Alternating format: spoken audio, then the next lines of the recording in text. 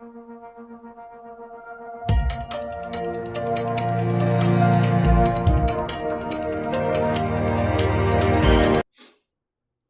Everyone, welcome to the learning loop online educational platform.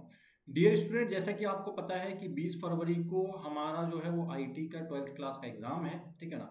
तो इस exam के लिए हम एक सीरीज लेकर आए थे जिसमें हम क्या कर रहे थे, प्रीवियस जो ईयर है उनके हम क्वेश्चन पेपर्स को सॉल्व कर रहे थे, साथ ही साथ हम उसमें आंसर राइटिंग अप्रोच भी समझ रहे थे कि एग्जाम में किस तरीके से हम लिख रहे होंगे तो हम वहां से मैक्सिमम मार्क्स ले सकते हैं या लेके आ सकते हैं, ठीक है। तो आपको मैं बता दूं कि हम 2025 जो है 2025 का जो पेपर है वो डिस्कस कर चुके हैं कंप्लीटली, ठीक है। आज हम जो है वो 2024 के पेपर में जो 5 मार्क्स वाले क्वेश्चन है, 5 नंबर वाले जो क्वेश्चन हैं उनको हम डिस्कस करने वाले हैं, ठीक है। साथ ही साथ मैं आपको ये भी बता दूं कि हमने सबसे पहले क्या किया था, इस सीरीज में 2025 का क्वेश्चन पेपर डिस्कस किया था, जिसमें पहली क्लास में मैंने आपको पूरा क्वेश्चन पेपर बताया था। साथ ही साथ उस क्वेश्चन पेपर में ऑब्जेक्टिव क्वेश्चन आपको कंप्लीट करवाए थे, ठीक है। उसके बाद मैंने आपको 3 नंबर वाले क्वेश्चन करवाए थे, फिर 5 नंबर वाले, फिर 7 नंबर वाले। तो ये सारे आपको जो क्लासेज हैं, ये क्लासेज आपको प्लेलिस्ट के माध्यम से मिल जाएंगी, ठीक है। प्लेलिस्ट में आपको 12th क्लास वाले सेक्शन में सारे, है ना, क्लासेस मिल जाएंगे। इसके बाद हमने क्या किया था भाई, 2024 को सॉल्व किया था। तो 2024 में मैंने सबसे पहले पूरा पेपर डिस्कस करवाया था, जिसमें मैंने ऑब्जेक्ट क्वेश्चन कंप्लीट करवाए थे। इसके बाद वाली जो सेकंड क्लास थी मेरी, उसमें मैंने 3 मार्क्स वाले क्वेश्चन बताए थे, और आज हम 5 नंबर वाले क्वेश्चन पर चर्चा करने वाले हैं, इनको समझने वाले हैं, ठीक है। दूसरी बात हमें क्या करना है, इसमें हम आंसर राइटिंग अप्रोच को लेकर भी चल रहे हैं कि एग्जाम के अंदर 3 नंबर क्वेश्चन कैसे लिखना होता है, 5 नंबर कैसे लिखना होता है, 7 नंबर कैसे लिखना होता है। दूसरी बात मैंने आपको बताई है कि आपकी तैयारी अगर 60 से 70% तैयारी है, आपको क्वेश्चन का जो डेटा है वो 60 से 70% पता है, तो 60 से 70% डेटा को हम कैसे रिप्रेजेंट कर रहे होंगे जो हमें 100 मार्क्स दिला रहा हो। तो ये सारा खेल होता है आंसर राइटिंग का, है ना। आपको थोड़ा कम आते हैं, आपको फैक्ट कम पता है, आपको क्वेश्चन के बारे में कम पता है, पर अगर हम उसकी फ्रेमिंग बहुत अच्छी करी है या उसको हमने 3 नंबर के लिए टू द पॉइंट लिखा हुआ है, तो आपको वहां से 3 नंबर मिल सकते हैं। ये प्रॉपर वाला अप्रोच होता है, जिसको आंसर राइटिंग के क्लासेस में मैंने इस चीज को डिटेल में आपको बताया हुआ है ना, तो वो क्लासेस आप देख सकते हैं, ठीक है। तो आगे हम बढ़ते हैं, आज हम आज के क्वेश्चंस देख लेते हैं कि 5 नंबर वाले कौन कौन से क्वेश्चन हमें 2024 के पेपर में आईटी में मिल रहे थे। तो पहला क्वेश्चन हमारा जो है वो है उद्यमशीलता क्या है, उद्यमशीलता की विशेषताएं बताएं। मैंने आपको एक इंपॉर्टेंट चीज बताई थी कि जब भी हम इस क्वेश्चन को सॉल्व कर रहे होंगे तो हम क्वेश्चन को देख लेंगे कि क्वेश्चन क्या 2 सेक्शन बना रहा है या 2 पार्ट बना रहा है। तो हाँ, बिल्कुल बना रहा है। आप देखोगे इस क्वेश्चन में उद्यमशीलता क्या है ये बताना है, और दूसरे पार्ट में आपसे कह रहा है कि भैया उद्यमशीलता की विशेषताएं बताओ। तो हम इसके 2 सेक्शन बना रहे होंगे। ये सबसे पहला काम हमारा है कि क्वेश्चन में जो पूछा है हमें उसके अकॉर्डिंग क्या करनी है, फ्रेमिंग करनी है। ऐसा नहीं करना कि हम पूरा एक पेज में उद्यमशीलता को भर भर के बता के आ गए, पूरा पैराग्राफ बना दिया, पढ़ने वाले को समझ भी नहीं आ रहा क्या लिखा हुआ है, ना विशेषताएं समझ में आ रही ना कुछ समझ में आ रहा है। तो टू द पॉइंट लिखने का अप्रोच, आंसर राइटिंग के अप्रोच में हम ये चीजें सीखते हैं कि हमें कैसे क्वेश्चन को फ्रेम करना है, कैसे बनाना है। ये सबसे इंपॉर्टेंट चीज होती है, ठीक है। क्योंकि आप देखते हो, आप मेहनत करते हो लेकिन एग्जाम में मार्क्स नहीं आते हैं, तो कहीं ना कहीं फॉल्ट होता है कि हमने जो चीजें हैं वो बहुत अच्छे से रिप्रेजेंट नहीं करी हैं, है ना। आप देखते हो किसी होटल में या किसी घर में बहुत अच्छा सामने वाले ने खाना बनाया हुआ है, पर जो परोसने का तरीका है, आपको थाली में प्लेटिंग करने का तरीका या सजा के देने का तरीका है, वो तरीका या वो मेथड अच्छा ना हो, तो कितना अच्छा भी खाना होगा आपको अच्छा नहीं लगेगा, ठीक है ना। लेकिन अगर उसका रिप्रेजेंटेशन बहुत अच्छा होगा और खाने में थोड़ा नमक भी कम होगा, तो आप उसको आराम से क्या कर सकते हो, खा सकते हो, आप उसकी तारीफ कर सकते हो कि भाई खाना अच्छा था। तो हमें उस कॉन्सेप्ट के ऊपर काम करना, उस कॉन्सेप्ट के ऊपर चलना है। दूसरा क्वेश्चन हमसे पूछा गया है कि डाटाबेस मैनेजमेंट सिस्टम के कोई 5 फायदे लिखिए। अब भाई आपसे फायदे पूछे तो केवल हम 5 फायदे ही बता रहे हो। हम सबसे पहले क्या कर रहे हो, मैंने आपको अप्रोच बताया था कि भैया 3 नंबर के क्वेश्चन में हमें क्या करना होता है, 3 डायमेंशन या 3 पॉइंट बेसिक हमें उसमें कवर करके चलने पड़ते हैं। लास्ट लाइन में हम एक सिंगल लाइन का एक बहुत शानदार कंक्लूजन, पॉजिटिव कंक्लूजन लिख रहे हो, जहां पर हमें लास्ट में, क्योंकि देखो एग्जामिनर आपका जब क्वेश्चन पढ़ेगा तो क्या क्वेश्चन पढ़ के स्टार्टिंग में आपको नंबर मिल जाएंगे, नहीं मिलेंगे। क्वेश्चन पूरा पढ़ा जाएगा, उसके बाद लास्ट में नंबर मिल जाएंगे। तो लास्ट में एक बहुत शानदार बात लिख रहे हो, बहुत शानदार पॉजिटिव कंक्लूजन लिख रहे हो, तो अगर आपको ये देखना है तो आप प्रीवियस क्लास में जाके देख सकते हैं कि 3 नंबर का सबसे बेस्ट अप्रोच आंसर राइटिंग का क्या होता है, मैंने आपको बताया हुआ है, ठीक है। अब हम बात करने वाले हैं आज 5 नंबर वाले अप्रोच की। तो 5 नंबर वाले अप्रोच में मैंने बताया कि सबसे पहले एक लाइन का इंट्रोडक्शन अगर बन सकता है तो क्वेश्चन में आप बना सकते हो। उसके बाद कोशिश करना कि 5 नंबर का क्वेश्चन है तो 5 डायमेंशन या 5 छोटे छोटे हम पॉइंट्स उसमें एक एक लाइन के या दो दो लाइन के पॉइंट्स हम उसमें कवर कर रहे हो। लास्ट में हम 1 से 2 लाइन का एक फिर पॉजिटिव कंक्लूजन लिख रहे हो, जिसको पढ़ के हमें पूरे नंबर एग्जामिनर देने की कोशिश कर रहे हो या पूरे नंबर वहां से निकाल रहे हो। उस अप्रोच के साथ हम चल रहे होंगे। तो ये सारी चीजें आप तब सीख पाओगे जब आप पूरी क्लासेस को कंप्लीटली देखोगे, ठीक है। तो हमसे पूछा गया डेटाबेस मैनेजमेंट सिस्टम के कोई 5 फायदे, तो हम 5 फायदे बता रहे होंगे। फिर आपसे पूछा स्ट्रक्चर्ड क्वेरी लैंग्वेज क्या है, इसके प्रकार बताइए। ये क्वेश्चन पहले भी आपसे पूछा गया है, स्ट्रक्चर्ड क्वेरी लैंग्वेज के प्रकार, और इनके प्रकारों के ऊपर हम देखते हैं तो ऑब्जेक्टिव क्वेश्चंस भी बनते हैं। फिर पूछा गया कि पाइथन में टेल विधि और सीक विधि से क्या आशय है, अच्छे सॉफ्टवेयर की 5 विशेषताएं लिखिए, और लास्ट आपसे पूछा गया है वाटरफॉल मॉडल को समझाइए। मैंने आपको बताया था कि क्वेश्चन नंबर 10 से लेकर क्वेश्चन नंबर 15 तक टोटल 6 क्वेश्चन बनते हैं और हर क्वेश्चन 5 नंबर का होता है, तो इस तरीके से आप यहाँ से 30 नंबर अपने बनाते हैं। ठीक है, तो चलिए स्टार्ट करते हैं आज की क्लास को। हमारा पहला क्वेश्चन है उद्यमशीलता क्या है, तो हम पहले बताएंगे उद्यमशीलता क्या है। ठीक है, तो बहुत कम वर्ड में बताना, मैंने बार बार आपसे बताया, वो हर क्लासों में आपसे बताता हूँ कि हमारी जो वर्ड लिमिट है वो लिमिट क्रॉस करना नहीं है। मतलब 150 वर्ड है, 150 वर्ड से बड़ा आंसर नहीं लिखना। तो कोशिश ये करनी है कि हम इसमें 90 से 100 शब्दों में, 110 शब्दों में अपनी बात बहुत अच्छी से रख पाए। अगर 90 शब्दों में पूरी बात रख जाए तो और बढ़िया है, कम पढ़ना पड़ेगा, नंबर पूरे मिल रहे होंगे। ठीक है ना, हम सारे पॉइंट्स को, सारी चीज़ों को अगर कम शब्दों में कवर कर लेंगे तो क्या बुराई है, इसमें कोई बुराई नहीं है, हम उसको बहुत अच्छे तरीके से रिप्रेजेंट कर सकते हैं, जैसे मैंने आपके सामने ये लिखा हुआ है। ठीक, तो इसमें 5 नंबर आपको मिल सकते हैं अगर आपने बहुत अच्छे तरीके से, बहुत सही अप्रोच के साथ लिखा हुआ है। ठीक है, तो उद्यमशीलता क्या है, तो उद्यमशीलता वह प्रक्रिया है जिसमें व्यक्ति नए विचारों और अवसरों को पहचानकर जोखिम उठाते हुए नया व्यवसाय शुरू करते हैं तथा उसे सफल बनाने का प्रयास करते हैं। बस इतना ही लिखना है, बहुत ज्यादा बताने की आवश्यकता नहीं है। ठीक है, इतना पढ़ के एक लाइन एग्जामिनर को समझ में आ जाएगी कि हाँ आपने सारी चीजें कवर कर ली हैं। जो जो शब्द अंडरलाइन करना है वो शब्द आप अंडरलाइन कर दोगे तो और ज्यादा फोकस के साथ एग्जामिनर को चीजें क्लियर हो रही होंगी कि हाँ भाई समझ में आ रहा है। अगली हेडिंग हम एक लाइन छोड़ने के बाद अगली हेडिंग बनाएंगे, उसको अंडरलाइन हम कर देंगे, थोड़ा बोल्ड कर देंगे, उद्यमशीलता की विशेषताएं। पहला पॉइंट बनता है नवाचार। एक छोटी सी लाइन इसके अंदर हम लिख रहे होंगे, एक लाइन में ही हम इसको निपटा रहे होंगे, एक लाइन में ही खत्म कर रहे होंगे कि नए विचारों और तकनीकों का प्रयोग करना। अब ये बिल्कुल नहीं बताना कि नवाचार वो कहलाता है जिसमें नए विचार होते हैं, ऐसे विचार होते हैं, फिर तकनीकें आती हैं, फिर इनका उपयोग किया जाता है।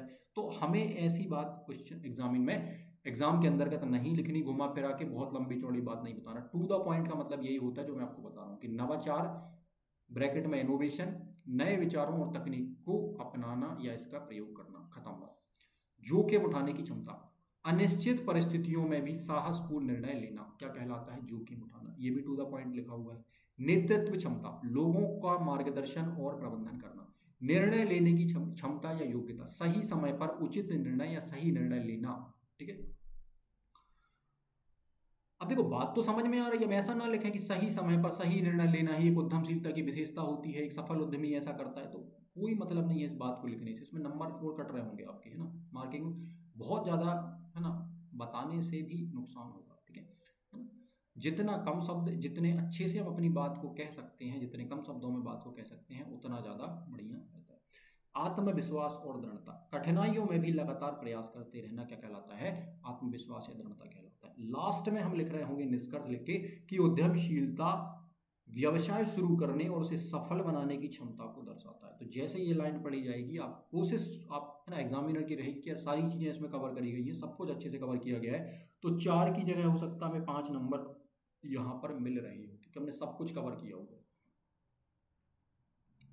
इस अप्रोच के साथ नहीं चलना कि क्वेश्चन बड़ा दिख रहा है, भरा भरा दिख रहा है, कॉपी पूरी भरी है, हमने कहानियों टाइप लिखा हुआ है, तो अब तो 5 नंबर पक्के हैं, 5 नंबर मिल जाएंगे, है ना। तो ऐसा नहीं होता। ठीक, अगला क्वेश्चन है डेटा मैनेजमेंट सिस्टम जो है, या डेटा मैनेजमेंट सिस्टम जो है, इसके 5 फायदे पूछे गए हैं। ठीक है, चाहे तो एक लाइन में बता सकते हैं कि डेटा मैनेजमेंट सिस्टम क्या है। ठीक है ना, तो मैंने आपको काफी बार पढ़ाया हुआ है, आप एक लाइन में उसको लिख सकते हैं, और नहीं तो आप सीधा लिखना चाहें तो डेटा मैनेजमेंट सिस्टम डीबीएमएस के फायदे निम्न हैं। सबसे पहला, डेटा की सुरक्षा, सिक्योरिटी। डीबीएमएस डाटा को अनाधिकृत उपयोग से सुरक्षित रखता है। डाटा की पुनरावृत्ति में कमी, है ना, इसको रिडंडेंसी हम बोलते हैं, तो डाटा की अनावश्यक दोहराव को क्या करता है, ये कम करता है। फिर आता है डाटा की शुद्धता या एक्यूरेसी, डाटा को सही और अद्यतन बनाए रखने में क्या करता है, सहायता करता है। आसान पहुंच यानी इजी एक्सेस। ठीक है, उपयोगकर्ता आसानी से डाटा की खोज और प्राप्ति या प्राप्त कर सकता है। बैकअप और रिकवरी, डाटा के नुकसान की स्थिति में पुनः प्राप्त करने की सुविधा देता है। लास्ट में कह रहे होंगे डीबीएमएस डाटा के सुरक्षित, व्यवस्थित और प्रभावी प्रबंधन में सहायक होता है। ठीक है, ठीक है, ये इसकी क्या होगी, विशेषताएं या फायदे। तो हम इस तरीके से लिख रहे होंगे। अगला क्वेश्चन देख लेते हैं, स्ट्रक्चर्ड क्वेरी लैंग्वेज क्या है, इसके प्रकार लिखिए। अब यहाँ क्वेश्चन को तोड़ो आप, स्ट्रक्चर्ड क्वेरी लैंग्वेज क्या है। अब उन्होंने खुद पूछा कि भाई क्या है, तो सबसे पहले तो बताना पड़ेगा ना भाई 2 से 3 लाइन में कि स्ट्रक्चर्ड क्वेरी लैंग्वेज होती क्या है, फिर इसके प्रकार हम बता रहे होंगे। तो क्वेश्चन को समझना है, भले आप इसको 2 से 3 बार एग्जाम में क्या कर रहे हो, पढ़ रहे हो, है ना। मैंने आपको टेक्निक बताई थी कि एग्जाम में क्वेश्चन को 2 से 3 बार पढ़िए, पढ़ने के बाद आप 30 सेकंड मन में ये सोचिए या विचार कीजिए कि हम इस क्वेश्चन को कैसे लिखने वाले हैं, है ना। नहीं सोच पा रहे हो तो पीछे रफ पेज एक आप बनाइए, कॉपी में 2 पेज बनाइए, 3 पेज बनाइए रफ करने के लिए। उसमें एक फ्रेम बना लीजिए कि पहले मैं ये लाइन या एक परिभाषा पेंसिल से बना लीजिए, मैं ये परिभाषा लिखूंगा, फिर ये मेन पॉइंट कवर करूंगा, फिर ये पॉइंट कवर करूंगा, है ना। स्ट्रक्चर हम बना सकते हैं, उसका मन में हम बना सकते हैं, ऐसी प्रैक्टिस हमारी होनी चाहिए, है ना। क्योंकि लिखने के बाद क्वेश्चन को काटना एक बहुत बड़ी गलती हमारे एग्जाम में हो सकती है, जिसका नेगेटिव इफेक्ट हमें देखने के लिए मिल रहा होगा। तो टॉपर ऐसी गलती नहीं करते, है ना। पहले फ्रेम करो, पहले थोड़ा सोचो, है ना। वो 30 सेकंड अगर हम दे देंगे तो हमारे 5 मिनट या 10 मिनट खराब नहीं होगी कि हमने उसको 5 मिनट में पूरा लिखा और अगले 5 मिनट में काट के फिर 5 मिनट में दूसरा लिखा। ये इससे बचना है, तो आप उसकी फ्रेमिंग जरूर करें। ये मैंने आपको सिखाया हुआ है क्लासेस में, आप देख सकते हैं। तो स्ट्रक्चर्ड क्वेरी लैंग्वेज क्या होती है, तो आप बताओगे स्ट्रक्चर्ड क्वेरी लैंग्वेज एसक्यूएल एक मानक भाषा है, स्टैंडर्ड भाषा है, जिसका उपयोग डेटाबेस को बनाने, संशोधित करने और प्रबंधित करने के लिए किया जाता है। इसके माध्यम से डाटा को जोड़ना, हटाना, बदलना और खोज करना या उसको सर्च करना क्या हो जाता है, संभव हो जाता है। एक ना टू द पॉइंट हमने लैंग्वेज बना दी यहाँ पर डेफिनेशन, ठीक है। अब एसक्यूएल के प्रकार बताएंगे। तो ये बिल्कुल जरूरी नहीं है कि 5 प्रकार पूरे बता दो आप। आपने एक परिभाषा लिख दी, तो भैया ये क्वेश्चन 2 सेक्शन में जब पूछा है तो 1 से 1.5 नंबर की तो परिभाषा होगी। अब हमारे पास 3 से 3.5 नंबर बच रहे हैं आगे, तो हम इसके 3 से 4 प्रकार या 5 प्रकार बता के कोई 3 प्रकार को डिस्क्राइब कर दें, या हम 4 प्रकार बता दें, या हम 3 प्रकार अच्छे से बता दें। मिल रहे होंगे 5 नंबर ना, कहीं नहीं लिखा इसमें कि पूरे टाइप बताओ या सारे 5 प्रकार बता दो, क्योंकि क्वेश्चन उतने नंबर का है नहीं ना, 5 नंबर का है। तो 5 नंबर में आप ये मानो कि क्वेश्चन का एक पार्ट होगा, 1 से 1.5 नंबर या 2 नंबर का तो ये पार्ट होगा। अब अगले सेक्शन में भी आप देखोगे तो अगला सेक्शन जितने नंबर का वो उसके अकॉर्डिंग, तो हमें थोड़ा सा दिमाग लगाकर यहाँ पर क्वेश्चन को फ्रेम करना है या लिखना है ना, ठीक है। अब ऐसा ना हो कि हमने स्ट्रक्चर्ड क्वेरी लैंग्वेज 2 से 3 लाइन में बता दिया और इसके बाद हम क्या कर रहे हैं, इसके 5 प्रकार लिख रहे हैं और सबको हम 2-2, 3-3 लाइन में लिखते चले जा रहे हैं, 2 पेज हमने इसी में भर दिए। भाई तब भी तो 5 नंबर मिलेंगे, पर इतनी मेहनत करने से हो सकता है कि हम 7 नंबर का एक क्वेश्चन लास्ट में कंप्लीट ही ना कर पाए, उसको ठीक से लिख ही ना पाए, हमारा वो छूट जाए। तो हमें इस चीज को ध्यान रखना है, ठीक है। तो एसक्यूएल के प्रकार मैंने सबसे बताया, सबसे पहले डीडीएल, इसको बोलते हैं डेटा डेफिनेशन लैंग्वेज। क्या होता है, डेटाबेस की संरचना बनाने और बदलने के लिए प्रयोग किया जाता है। इसमें हम देखते हैं तो क्रिएट, एल्टर या ड्रॉप हमें मिलता है, इतना ही शॉर्ट में बताना है, ठीक है। डीएमएल, जिससे सामने वाला बिल्कुल एक नजर में क्वेश्चन देख के समझ जाए कि हाँ भाई बढ़िया लिखा हुआ है, समझ में आ रहा है, मॉडल आंसर से मैच कर रहा है, नंबर देख के आगे बढ़ जाए। यहाँ भी बहुत घुमाने की कोशिश नहीं करनी कि हम 4-4, 6-6 लाइन में चीजें बता रहे हैं कि सामने वाला पढ़ पढ़ के परेशान है, पर चीजें मिल ही नहीं रही जो उसको चाहिए, है ना। जैसा आंसर चाहिए टू द पॉइंट नहीं मिल रहा है ना। तो सामने वाले से मेहनत अगर कम करवाओगे तो नंबर ज्यादा मिलेंगे, और अगर मेहनत बहुत करवाओगे तो नंबर कम मिलेंगे। ऐसा एक रूल होता है ना, जो मैं मानता हूं कि ये रूल काम तो करता है, ठीक है। कॉपी चेक करने वाले से जितनी कम मेहनत आप करवाओगे आपको उतने ज़्यादा नंबर मिल रहे होंगे, और जितनी ज़्यादा मेहनत कराओगे, जितनी खराब राइटिंग लिखोगे, जितना खराब आप अपनी कॉपी को बनाओगे, उतनी सामने वाले को मेहनत करनी पड़ेगी कॉपी चेक करने में, तो नंबर तो कटेंगे, ये बात है, ठीक है। इस कॉन्सेप्ट को हमें समझना है। डीएमएल, डेटा मैनिपुलेशन लैंग्वेज बोलते हैं। क्या करता है, डाटा को जोड़ने, बदलने और हटाने के लिए उपयोग किया जाता है। इसमें हम इंसर्ट को देखते हैं, अपडेट को देखते हैं और डिलीट को देखते हैं। आगे हम लिख रहे होंगे डीक्यूएल, डेटा क्वेरी लैंग्वेज, डेटा को खोजने के लिए क्या किया जाता है, उपयोग किया जाता है। इसके अंदर हम देखते हैं तो सेलेक्ट आंसर हमें मिलता है, ठीक है।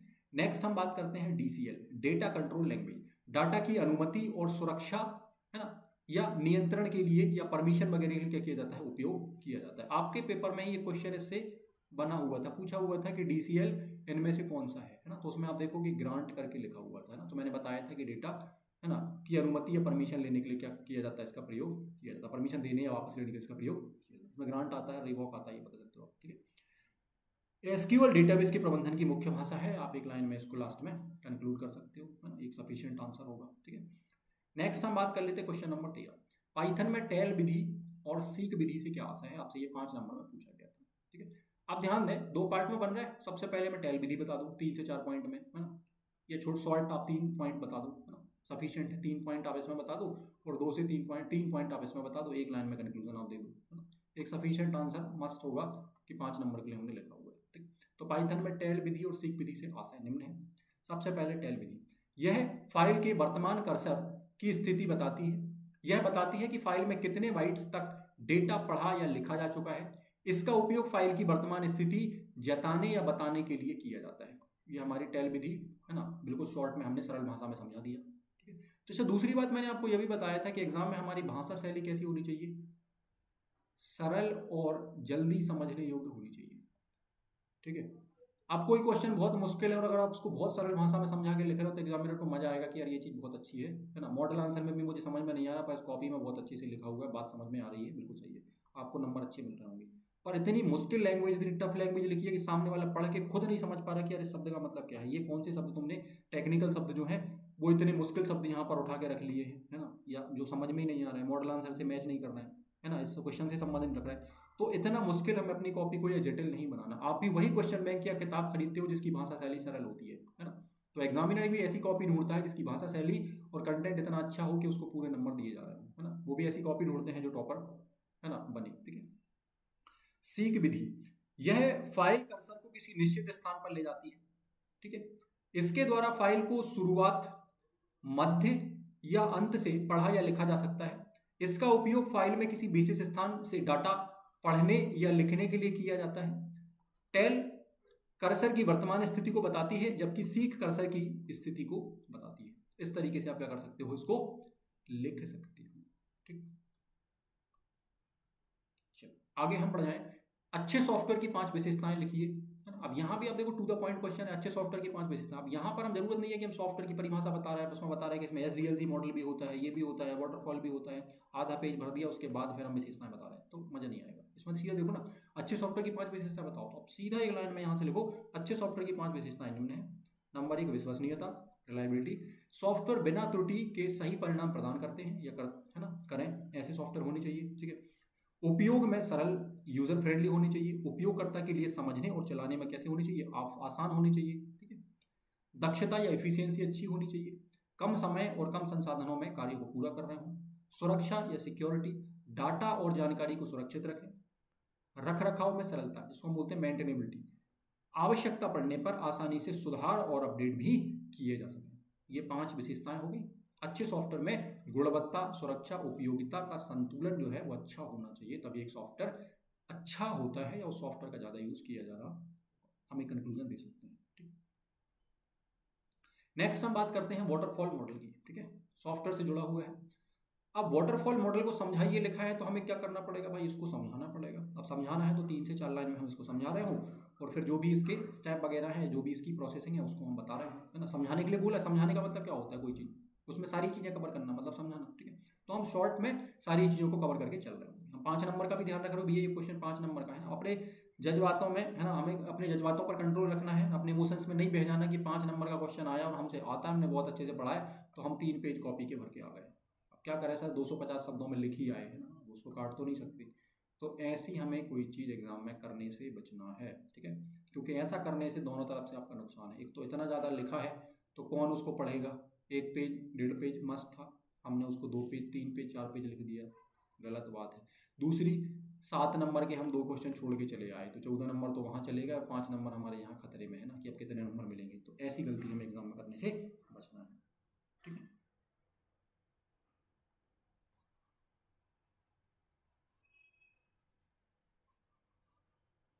चलिए तो इसको अपन समझ लेते हैं पहले। वाटरफॉल मॉडल, वाटरफॉल मॉडल जो है सॉफ्टवेयर के विकास या डेवलपमेंट की एक पारंपरिक विधि है जिसमें कार्य चरणबद्ध यानी स्टेप बाय स्टेप तरीके से ऊपर से नीचे तक किया जाता है। प्रत्येक चरण पूरा होने के बाद अगला चरण शुरू होता है। वाटरफॉल का मतलब क्या होता है, झरना, है ना। ठीक है, तो झरना आप देखते हो कुछ इस तरीके से ऊपर से पानी स्टेप बाय स्टेप आता है। तो ठीक वैसे ही हम कह सकते हैं कि सॉफ्टवेयर का निर्माण भी स्टेप बाय स्टेप होता है या ऊपर से नीचे की ओर होता है। तो सबसे पहले फेज में हम क्या करते हैं, रिक्वायरमेंट को देखते हैं या ठीक है, रिक्वायरमेंट एनालिसिस सबसे पहले आता है, आवश्यक विश्लेषण, ग्राहक की आवश्यकताओं को समझना और एकत्र करना। मतलब जो ग्राहक है, जो सॉफ्टवेयर बनवाने वाला व्यक्ति है या जो फर्म है, जो कंपनी है या जो व्यक्ति है, उसको जो सॉफ्टवेयर बनवाना है उसमें क्या चाहिए, क्या आवश्यकताएं हैं, क्या उसकी नीड है, हम उसका एनालिसिस करते हैं, उसको देखते हैं कि हाँ ऐसा सॉफ्टवेयर बनाना है, इसमें ये चीज़ें आवश्यक हैं, ये बिल्कुल सही है। ठीक है, अब आवश्यकताएं पूरी हो गई तो आवश्यकताएं पूरी करने के बाद हम क्या करेंगे, उसकी डिजाइनिंग करेंगे, है ना। तो सॉफ्टवेयर की संरचना और योजना तैयार करना कि भैया कैसा डिजाइन करना है, उसकी योजना कैसी होगी, है ना। उसके बाद आता है कोडिंग जिसको हम बोलते हैं इम्प्लीमेंटेशन। अब प्रोग्रामर क्या करेगा, डिजाइन बन गई, आवश्यकता आ गई सामने, अब वो प्रोग्राम लिखना चालू कर देंगे, सॉफ्टवेयर बनाना चालू करेंगे। अब सॉफ्टवेयर बन गया। अब ऐसा नहीं कि सॉफ्टवेयर बन गया तो हम सामने वाले को दे देंगे भैया ये लो तुम्हारा सॉफ्टवेयर बन गया, उसने घर पे जाके चलाया तो नहीं चल रहा। तो हम सब उसके बाद क्या करेंगे, हम टेस्टिंग करेंगे, उसका परीक्षण करेंगे कि सॉफ्टवेयर में कोई त्रुटि तो नहीं है, वो हर तरीके से हर कंडीशन में काम कर रहा है कि नहीं कर रहा, हर पोजीशन में काम कर रहा है कि नहीं कर रहा। चलो ठीक है, ये हो गया। अब परीक्षण के बाद भी अगर हमने सॉफ्टवेयर दे दिया और सामने वाला उसमें कोई नया फीचर ऐड करवाना चाह रहा है या कोई नई प्रॉब्लम आ गई, तब क्या करेंगे। तो इसीलिए क्या होता है कि मेंटेनेंस का फेज आता है कि हमें हर एक पॉइंट पर मेंटेनेंस फेज बनाना पड़ता है, मतलब सॉफ्टवेयर में सुधार और अपडेट करने की गुंजाइश रखनी पड़ती है कि भैया ये बाद में हम कर सकें। ठीक है, तो वाटरफॉल मॉडल में प्रत्येक चरण क्रम में पूरा किया जाता है और पीछे लौटना क्या होता है फिर कठिन होता है ना? जैसे आपने देखा होगा है ना, एक सिंपल से एग्जांपल की हम बात करते हैं कि जब आप मकान बनवाते हैं तो आप खुद मकान को नहीं बनाते या खुद मकान को डिजाइन नहीं करते हैं, आप एक इंजीनियर के पास जाते हैं जो सिविल इंजीनियर होते हैं। आप उन इंजीनियर्स के पास जाते हैं, उनको अपनी जरूरत बताते हैं कि भैया मुझे इतने बाई इतने का ऐसा मकान चाहिए जिसमें कार भी बन जाए, है ना, ये पोर्च भी हो, गार्डन भी हो, ये भी हो, इतने कमरे हो। आप अपनी आवश्यकता बताते हैं, वो उस आवश्यकता के हिसाब से, जैसे मान के चलो आपने बताया कि भाई 20 बाई 30 में या 30 बाई 50 में मुझे मकान बनाना है, तो आपने उनको बता दिया कि मेरी आवश्यकताएं ये है, मुझे इतने कमरे चाहिए, इतने हॉल चाहिए, है ना, इतना ये चाहिए, इतना ये चाहिए। ठीक है, गाड़ी भी रखनी है, पार्किंग भी चाहिए, ये भी चाहिए। अब वो दिमाग लगाएंगे और वो सोचेंगे 30 बाई 50 में मैं इस तरीके से स्ट्रक्चर एक बना सकता हूँ। तो सबसे पहले आपने अपनी आवश्यकताएं उनको बता दी, अब वो क्या करेंगे, उसकी डिजाइन बनाएंगे। डिजाइन बन गई, अब वो डिजाइन किसको दे देंगे, मिस्त्री को दे देंगे। वो क्या करेगा, उस डिजाइन के ऊपर चीजें खड़ी कर देगा, है ना, मतलब दीवारें बनाएगा, है ना, सारी चीजें बनाएगा, कमरे बनाएगा, सब कुछ करेगा। ठीक है, ये हो गया है ना। तो सेम हम वैसे ही कुछ कह सकते हैं कि उसी तरीके से हम सॉफ्टवेयर भी जब बनाते हैं तो हम सेम चीजों का क्या करते हैं, अनुसरण करते हैं, उनका पालन करते हुए क्या करते हैं, आगे बढ़ते हैं। क्योंकि अब आपने मकान बनवा लिया और लास्ट में अब आप क्या कहोगे कि नहीं भैया ये मेरी जरूरत नहीं है, इसको तोड़ दो, है ना। तो ये संभव नहीं है कि हम बैक चले जाए। वैसे ही सॉफ्टवेयर में होता है कि सॉफ्टवेयर आप पूरा बन गया, सब कुछ हो गया, अब आप उसमें कुछ ऐड करा सकते हैं, कोई नया अपडेट करा सकते हैं, कोई नई चीजें ऐड करा सकते हैं, पर आप ऐसा नहीं कह सकते कि नहीं भैया मुझे ये सॉफ्टवेयर नहीं चाहिए, तुमको दूसरा बना दो, है ना, इसको तोड़ के अलग बना दो। तो ऐसा संभव नहीं है, इसीलिए ये बात लिखी हुई है कि वाटरफॉल मॉडल में प्रत्येक चरण क्रम से पूरा किया जाता है और पीछे लौटना क्या होता है, कठिन होता है। आप मेंटेनेंस फेज में चले जाओ, उसमें सॉफ्टवेयर में सुधार करवा लो, अपडेट करवा लो। जैसे मकान है, मकान में कोई कमरा बना हुआ है तो आप चाहो उस कमरे में हम वॉशरूम बना लें, तो उस कमरे में हम वॉशरूम बना सकते हैं, वॉशरूम तोड़ के वहाँ कमरा बना सकते हैं, ये संभव। पर आप कहोगे पूरा मकान तोड़ के फिर से बनाओ तो पॉसिबल नहीं है। ठीक है, तो सेम कंडीशन होती है। ठीक है, चलिए, तो ये था हमारा आज का पेपर जिसमें हमने 5 नंबर वाले सारे क्वेश्चंस कंप्लीट करे। अगली क्लास में हम 7 मार्क्स वाले क्वेश्चन के साथ मिल रहे होंगे और उनको बहुत अच्छे तरीके से कंप्लीट कर रहे होंगे। ठीक है, उम्मीद है आपको सारी चीज़ें समझ में आई होंगी। किसी भी तरह की समस्या के लिए आप कमेंट कर सकते हैं, ठीक है, या टेलीग्राम और व्हाट्सअप चैनल के माध्यम से संपर्क कर सकते हैं और अपनी समस्याएं बता सकते हैं। ठीक है, उसका समाधान अगर पॉसिबल हुआ तो आपको मिल रहा होगा। ठीक है, और जो भी क्लासेस मेरे द्वारा यहाँ पर ली जा रही हैं उन क्लासेस की जो भी क्लास पीडीएफ है या क्लास नोट्स हैं, जो पेपर्स हैं, उनको आप सीधे ही क्या कर सकते हैं, डाउनलोड कर सकते हैं टेलीग्राम पर जाकर। ठीक है ना, या वहाँ पर आप संपर्क कर सकते हैं। अगर कोई पीडीएफ वहाँ पर आपको नहीं मिलती तो आप मैसेज कर सकते हैं, आपको पीडीएफ वहाँ पर अवेलेबल करा दी जाएगी। ठीक है।